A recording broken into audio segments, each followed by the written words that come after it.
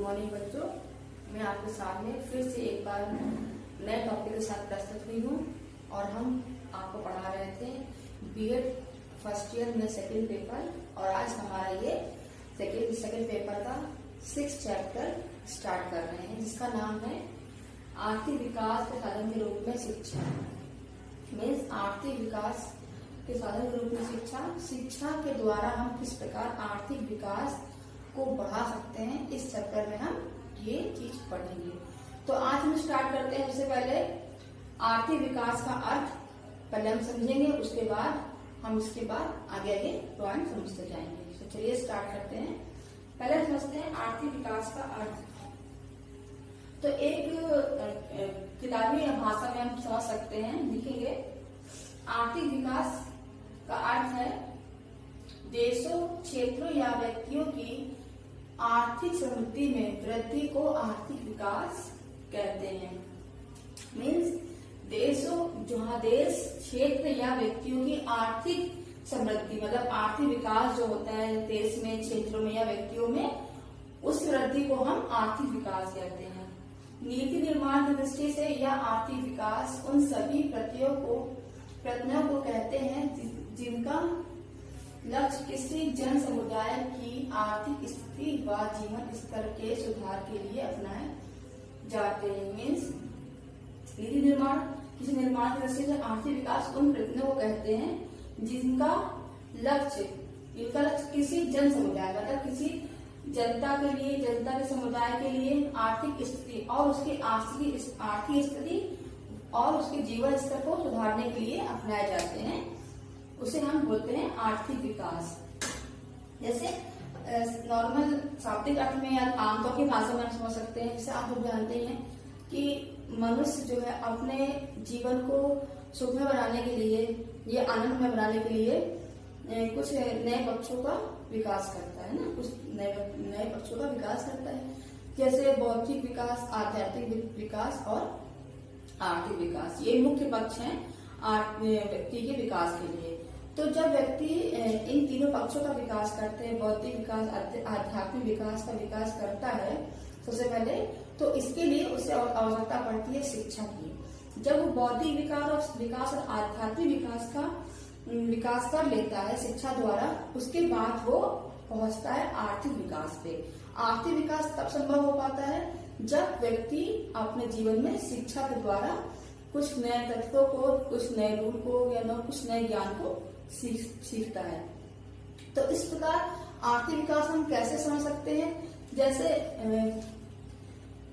जैसे मनुष्य की जो धन प्राप्ति की जो गिनती है,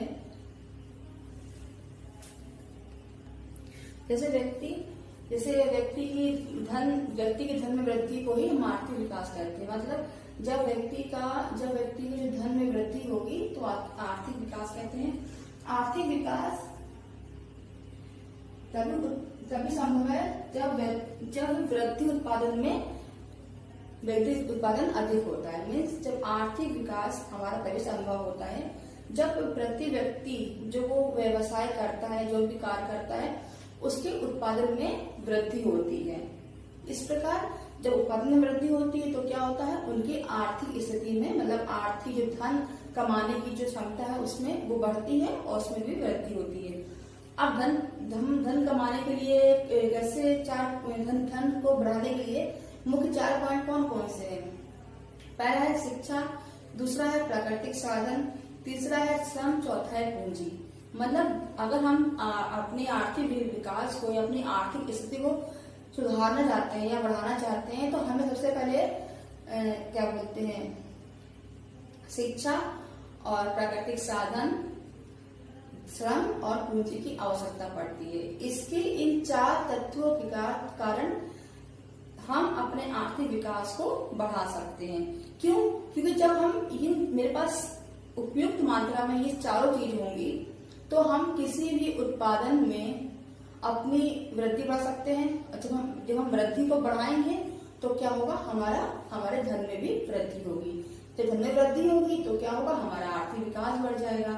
तो ये हो गया हमारा आर्थिक विकास का अर्थ।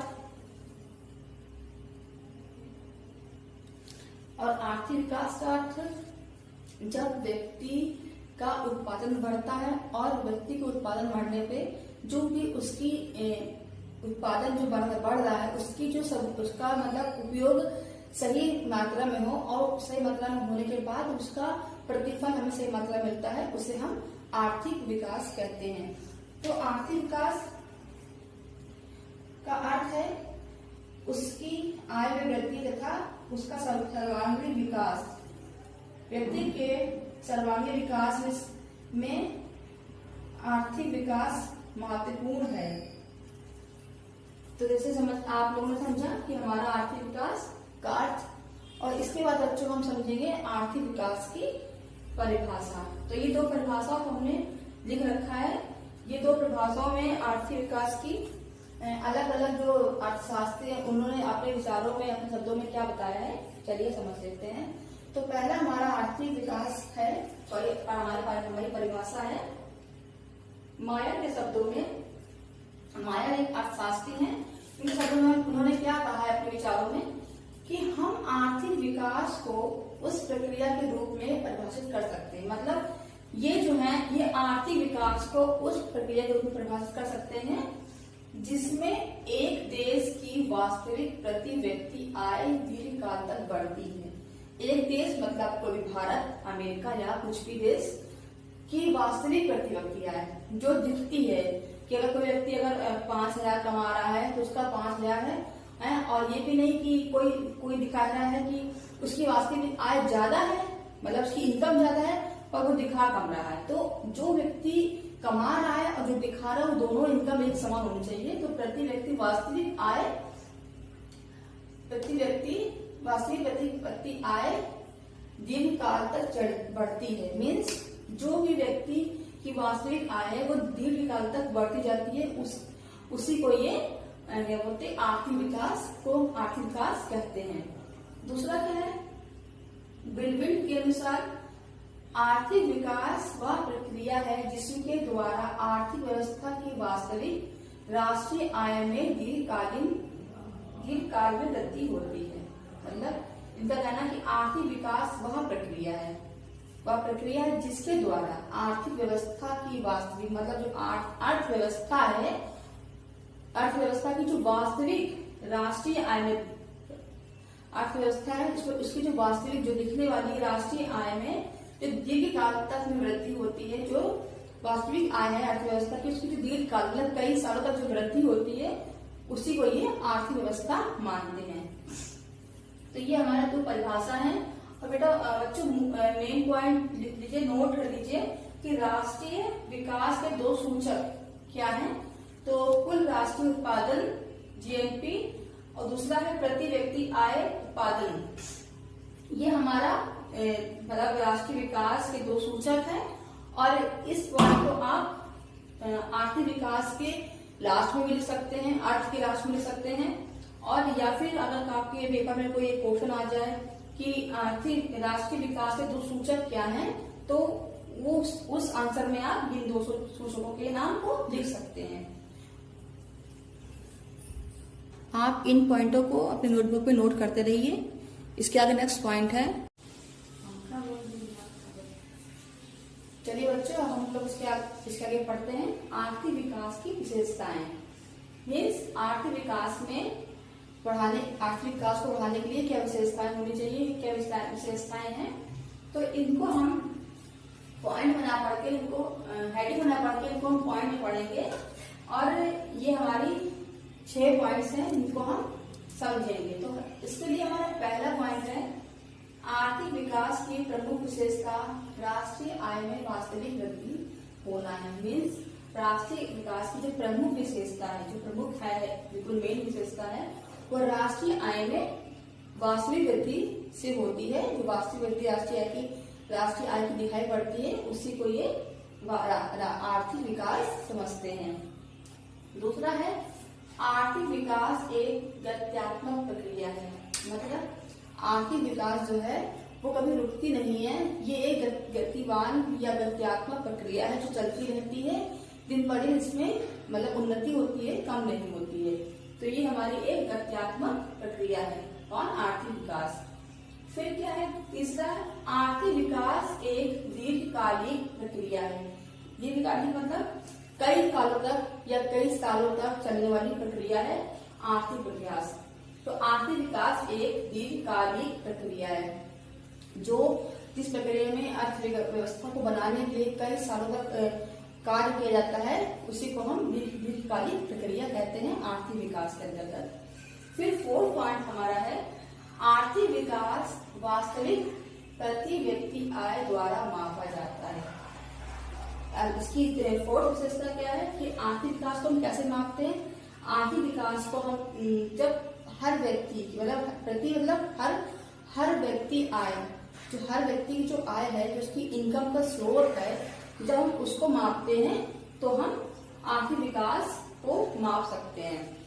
इनका मानना क्या है कि आर्थिक विकास वास्तविक प्रति व्यक्ति आय द्वारा मापा जाता है। मतलब जब प्रति व्यक्ति हर व्यक्ति की वास्तविक जो आय है उसको माप कर जो जोड़ जोड़ के जिसकी आय निकलती है हर व्यक्ति की, फिर वो वही व्यक्ति जब राष्ट्र में रहता है तो पूरा जब सारे व्यक्तियों की आय जुड़ जाती है, मापा जाता है, तो क्या निकलता है, राष्ट्रीय आय निकलता है। तो आर्थिक विकास वास्तविक प्रति व्यक्ति आय द्वारा मापा जाता है। ठीक है, आर्थिक विकास।